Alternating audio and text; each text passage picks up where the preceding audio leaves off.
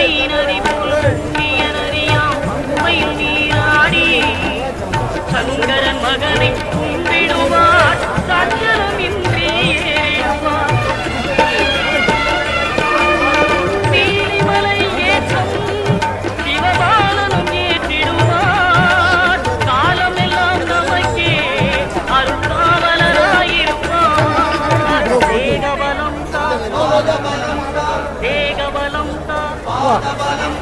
தேகபலம் தாயும் காலவரும் தேக